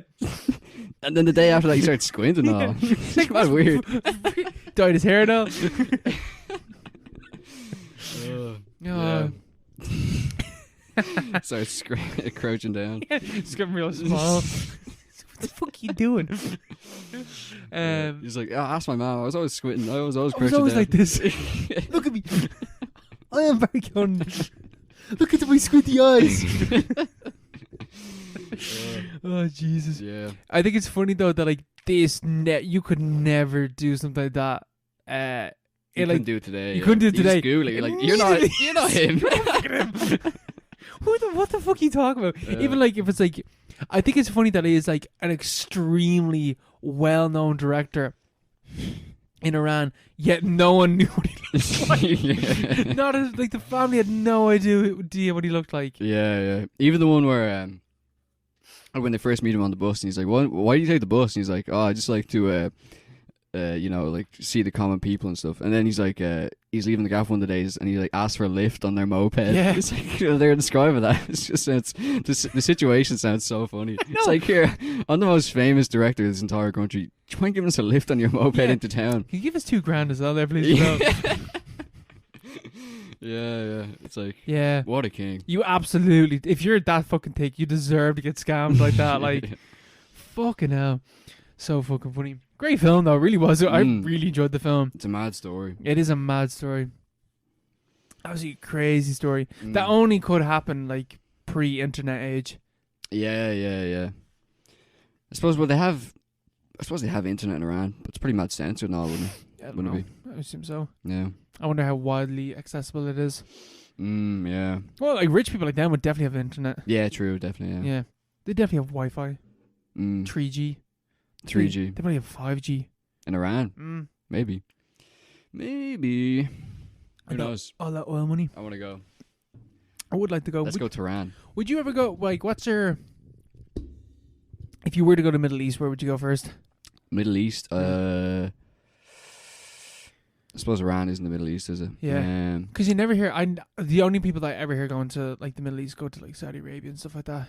And, like, Dubai and stuff like that.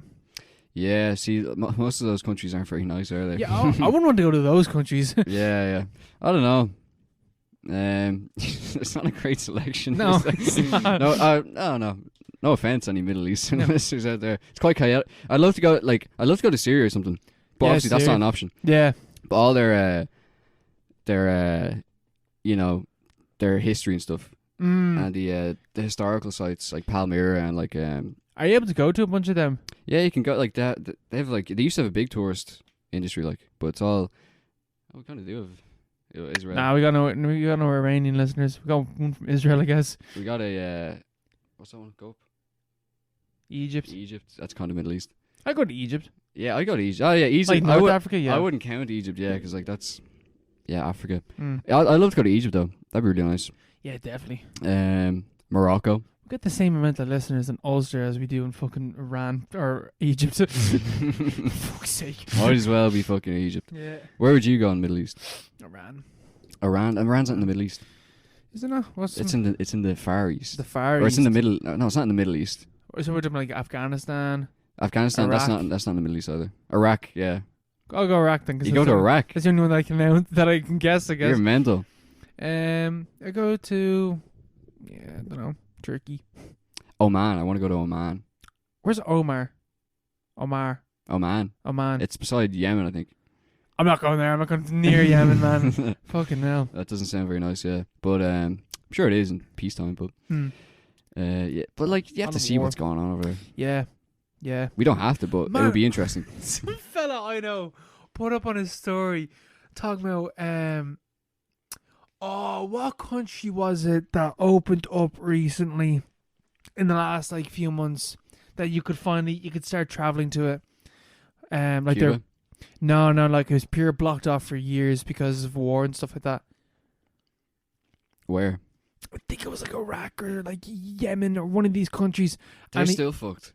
Well, Iraq is you could visit Iraq, but like, it'd be kind of it would still be pretty dangerous, like, as it has been for the last 20 years. But like he was like, I want to go over to these countries just to see, like, show that it's not that bad. It's like you're a fucking dope. Yeah, you're gonna get your head cut off, man. Like that's what they all say before that happens. Yeah, it's like, I just want to go over and see, like, I want to show how peaceful it is, and immediately gets decapitated.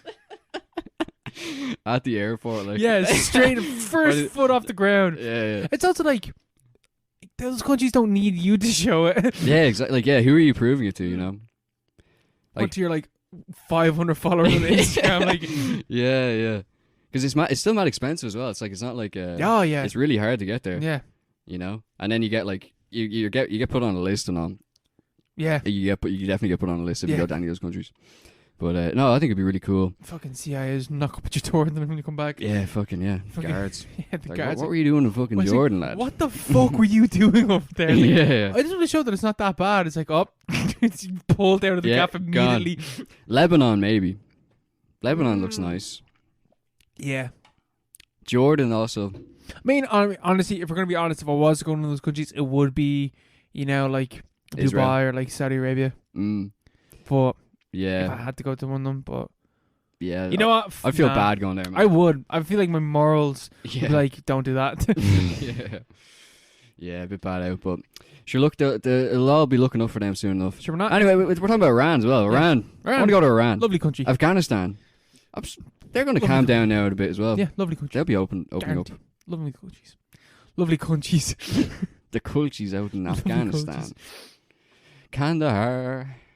What's that name of like Afghanistan? Like the Empire Breaker or something like that. What's it called? The Graveyard of Empires. Yeah. That's such a hardcore name. What a fucking name. Yeah. Like imagine being like, I come from the Graveyard of Empires. Yeah. Sick. Everyone's like, what? What did you just say?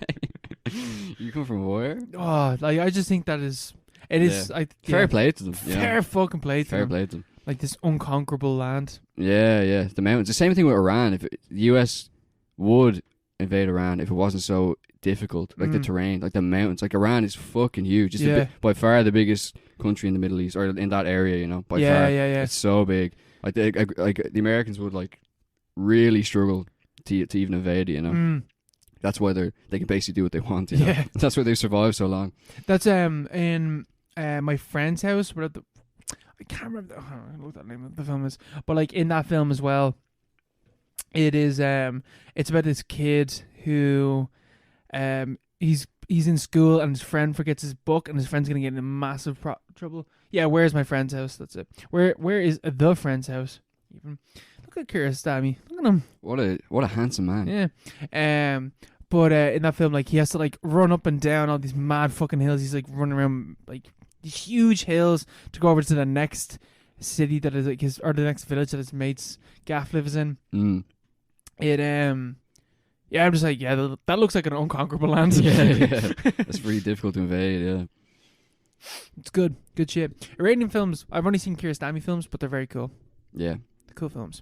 Cool cinema, bro. Cool cinema. Yeah, good vibes over there. We go on to the news section. Let's do it. Bit of news. Bit of news. There's a bit of news. A few trailers, a few stuff released. A few trailers.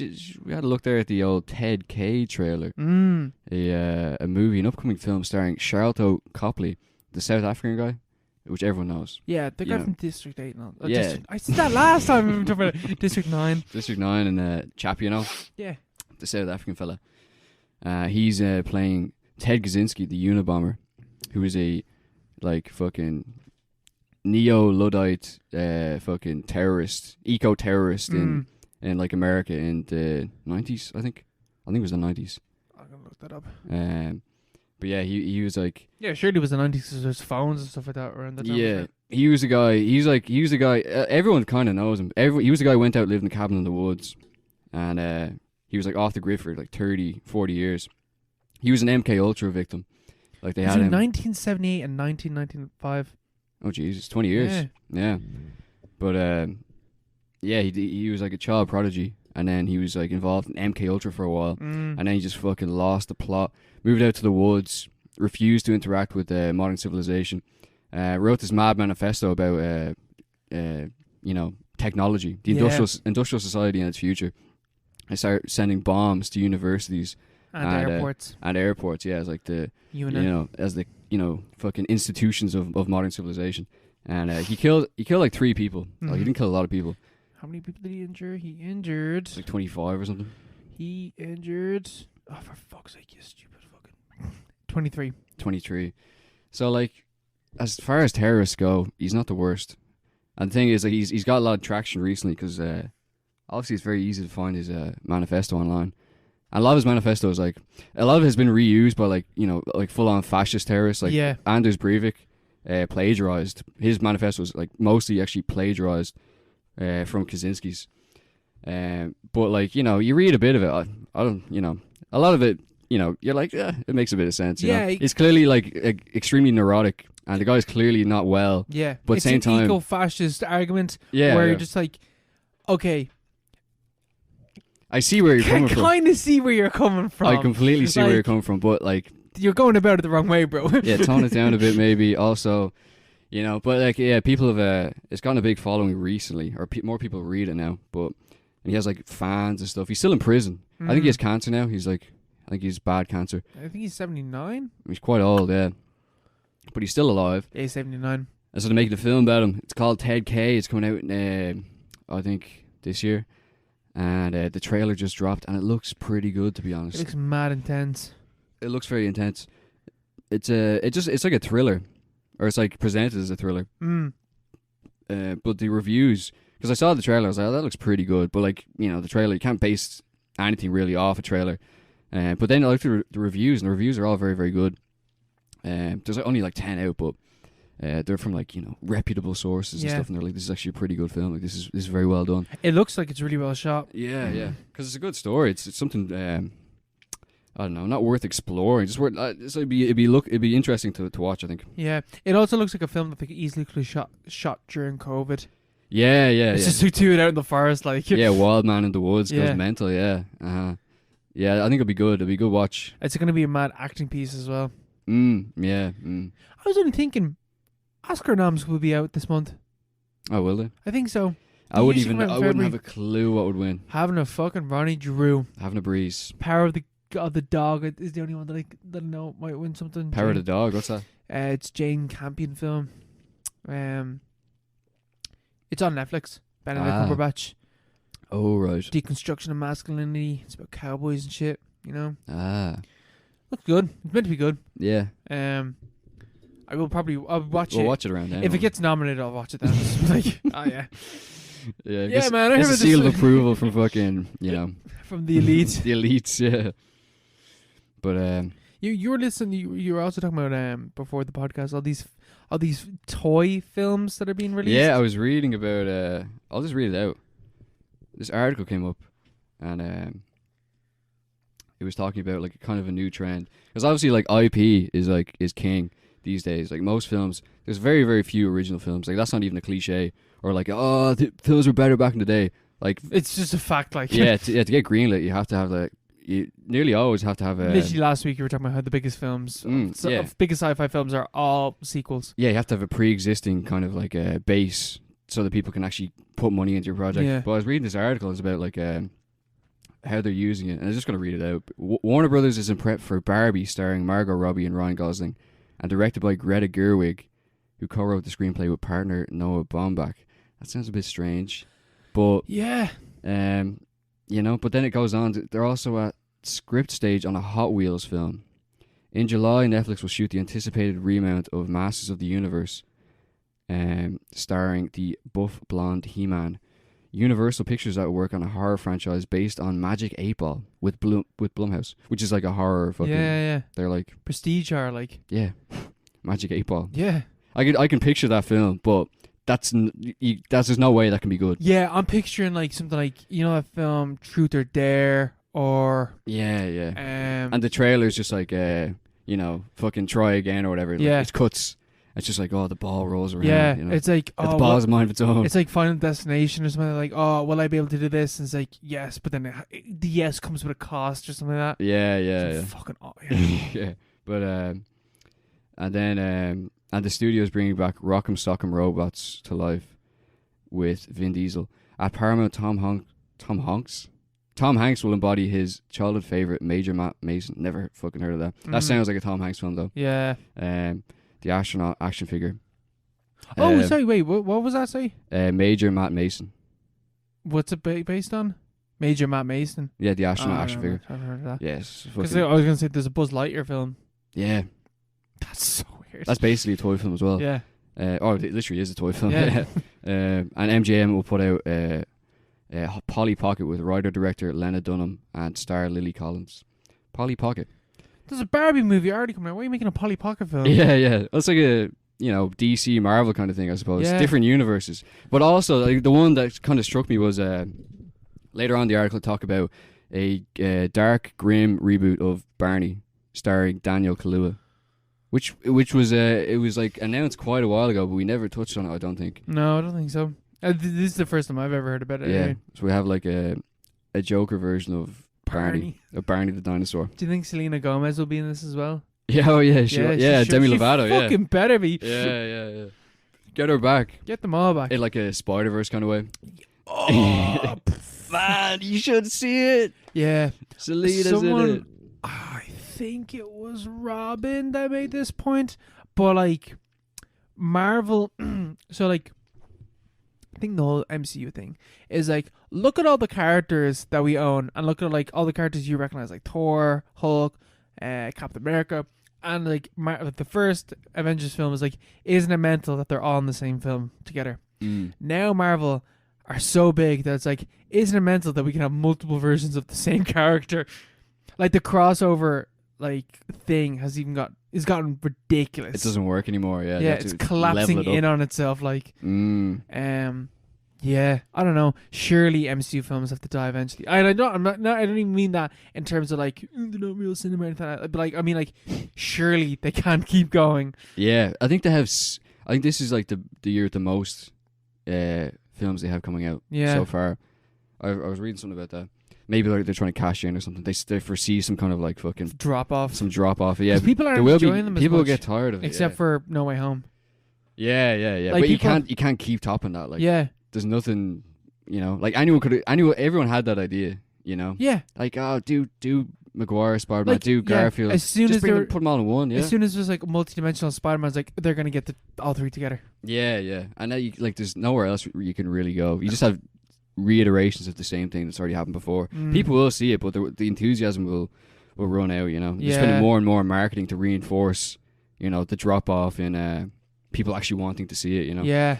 So after a while, it's like the profit margin starts pretty closing a bit. I don't know, but I think they have like 6 or 7 films coming out this year. They got Thor, they got Doctor Strange, they have like some characters like Moon Knight and stuff like that I've never heard of. Yeah. There's characters that I've never heard of that are coming out. But yeah, because even like I feel like we're reaching a kind of point with my MCU films where all the big ones are done. Like, you know, Iron Man, Captain America, Hulk, all those ones, they're not getting their films anymore. So you're getting new heroes. And people don't like those films because they don't know who the fucking superheroes are. Like the Eternals, like Shang-Chi. Well, the Shang-Chi did very well on the box office and stuff like that. But I feel like the kind of general idea or the general vibe around these films is like they're not as good as, like, you know, phase 1, phase 2. Yeah. Phase 3? Is this phase 3 or is this phase 4? It's phase 4, I'm pretty sure. Phase 4. So, like, you don't have the recognizable superheroes anymore. So people don't like them as much anymore. So it's like, so you only liked it because you recognize the characters, like. Yeah. Yeah, what do they have in terms of, like, they have Black Panther. He'll do another few, won't he? He's dead, bro. What? Fucking the character. Yeah, but they can bring that back. There's Black Panther 2, you know. Yeah. Well, that film's in like pre-production hell. Is it because he's dead? Chadwick Boseman. Jesus. Oh shit, yeah. Literally could not think of his name. Chadwick Boseman. Because like isn't his like girlfriend or his sister, or I haven't seen Black Panther, so I have no idea. But like the actor to that is like anti-vax, really strong anti-vax, and was like hell on set, so they got rid of her. And that, I'm pretty sure that character was meant to take over the Black Panther handle. So now they have to change what they're doing. How long can it take them? Like, just pick another one. Yeah, look at the standard of all the other films. They're just like, just throw that out, you know? It doesn't really matter about the story, you know? Yeah, don't worry about it. Don't worry about the story. Like, it made over $1 billion, you know? Don't worry about it, lads. Yeah. But yeah, there's going to be there's a point of saturation which we're rapidly approaching. I can only hope. Surely these films can't keep going. A collapse. And it's not even something that I hope for. I'm just like, I just can't believe that these films can keep going. I'm hoping for a massive collapse of all major blockbusters, you know. Praying for it, you know. Yeah. Because I wanted the 2000s, where it's like the blockbusters weren't that good. And they didn't make as much money as they do now. Yeah, people accepted it. Yeah. But people still wanted to go see it, but it was like every now and then you have a good one, you know. But like, you don't there's an exception. You know, what I want blockbusters like Inception, like I don't really enjoy Christopher Nolan films that much anymore, but like I want Christopher Nolan-esque blockbusters, like high concept kind of blockbuster films that have like mad visuals and stuff like that. Yeah, have a reason to be in on the bigger screen. Yeah, as opposed to just seeing fucking 3 Spider-Mans on the big screen. Like, yeah, I don't know. Yeah, fuck that. We'll make it out though, but with the fucking, I think the action figure kind of. That's mind blowing. I think that is a bit of a cheeky move. I don't think people will watch that. I think people would find that insulting. Yeah, like it's seriously insulting. A Polly Pocket film. Unless even if they're doing that ironically, people are going to be like, we know what you're doing. Out of all those films, which one do you want to see? Barney, Grimdark Barney. I want to see that. I want to see the Barbie one. Barbie, yeah, with Margot Robbie and Ryan Gosling. The fact that it's directed by Greta Gerwig. I was about to say Greta Thunberg. That's what to stop myself. Greta Gerwig and written by Noam Baumbach. That's yeah. You know, that sounds pretty interesting. I feel like might have something to say about something.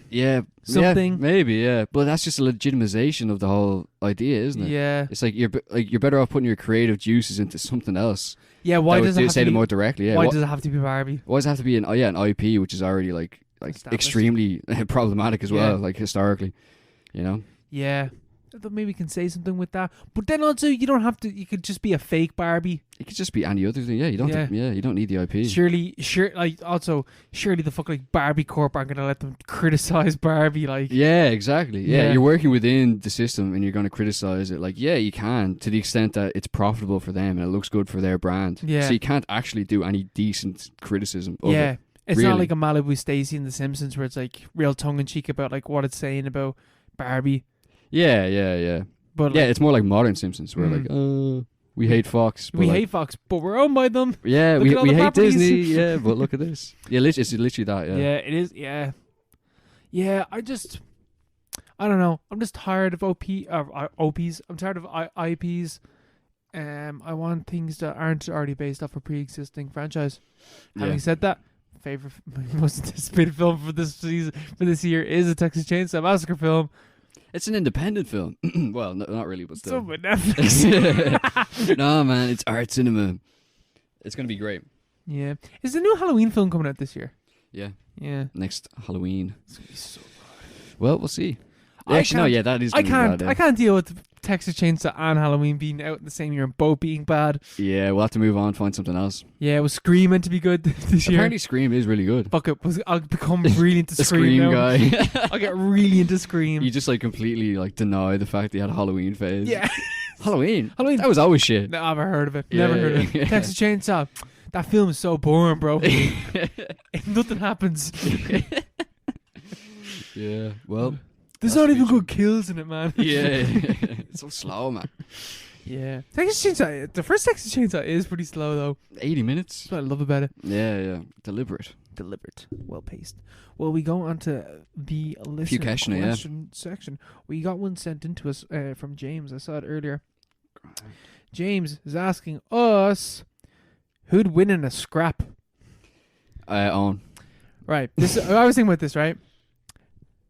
I don't think I could hit you, Mark. And do you remember that? Remember we decided to be G.I. Joes that one time? I'm pretty certain that the only hit that I got during that entire I was taking on 6 guys was you missing them and hit me in the face. Yes. I'm pretty sure that's the only hit I got. That is true. That is a terrible story, which I will always be ashamed of. No, man, I'm so proud of that. That story is so fucking funny. It is funny. We can laugh about it. We were laughing about it straight away. It's hilarious. But that is true. But yeah, the less said, the better. But that is all true. Yeah. I don't think I could hit you. No, yeah, obviously not. But Yeah. you would win though. I mean, I am big. You're heavier, yeah. I can do this like bear hug you. Yeah. But yeah, fucking hell. Like, did we talk about that before? I don't know. Well, let's not talk about it. Yeah, let's just leave Let's that just leave it. in the past. It is a funny one though. It is to funny bring to- up, you know. If any of our And listeners, what were we thinking? if any of our listeners ever meet us in real life, you can ask us then what the story is about me and Mark taking on 6 guys. Yeah. But beyond that, we're not talking about that on the It doesn't podcast. look good. No. It does not look It good. does not look good. Yeah. We sound like assholes during that story. We're just idiots, yeah. My God. Drunken idiots. Maybe nights out aren't a good idea. Yeah. That's it. Oh God. Well, we leave it there.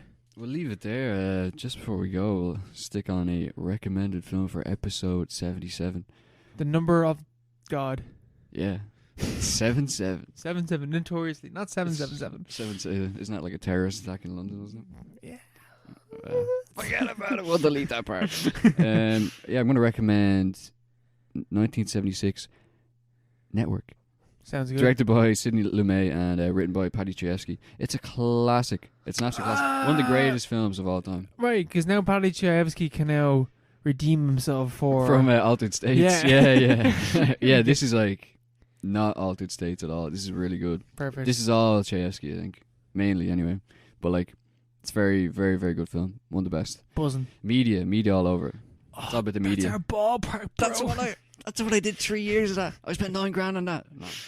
And I made this podcast from it. It's all coming. It's all culminating. Be there, be square. Be there, be square. I'll see y'all then.